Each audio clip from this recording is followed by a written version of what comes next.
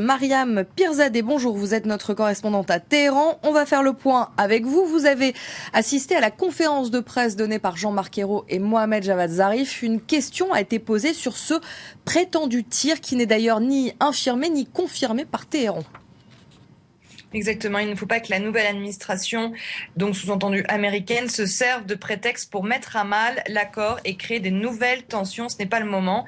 Voilà ce qu'a répondu Mohammad Javad Zarif, qui n'a donc pas confirmé ni infirmé cette accusation de tir balistique. Il a indiqué que le programme nucléaire et le programme balistique iranien étaient de toute façon dissociés et qu'une fusée balistique iranienne ne pouvait pas avoir de tête nucléaire. Le chef de la diplomatie iranienne a indiqué aussi que le programme donc balistique iranien ne fait pas partie de l'accord. En somme, procéder à des tirs ne remet pas en cause l'accord sur le nucléaire qui a été conclu en juillet 2015.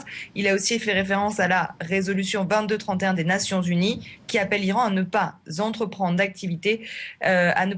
d'activités liées aux missiles balistiques conçus pour être capable de lancer des armes nucléaires. Donc non, l'Iran ne viole pas cette résolution selon Mohammad Javad Zarif. Jean-Marc Ayrault a réagi en indiquant que la France étudiait ces informations et il a effectivement exprimé cette inquiétude en annonçant que ces essais pouvaient entraver donc le processus de restauration de confiance qui a été mis en place après l'accord sur le nucléaire. Et d'ailleurs, pourtant, Jean-Marc Ayrault venait à la base pour rassurer les Iraniens après l'arrivée au pouvoir de Donald Trump.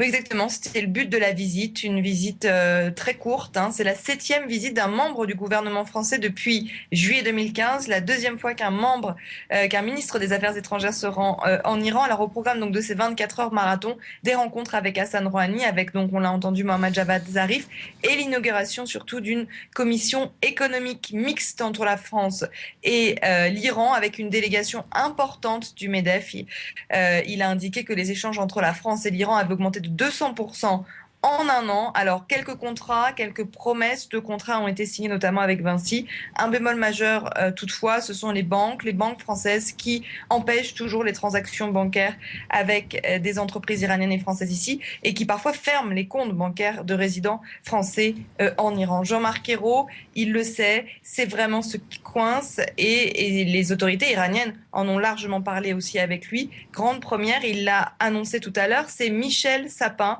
le ministre de l'économie et des finances qui se rendra en Iran au mois de mars pour justement donner un signe positif aux Iraniens, car il faut rassurer le gouvernement iranien.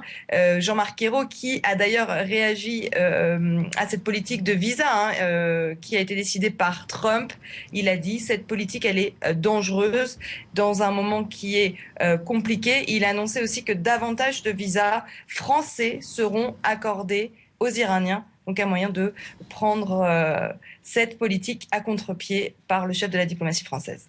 Merci Mariam, vous étiez en direct de Téhéran.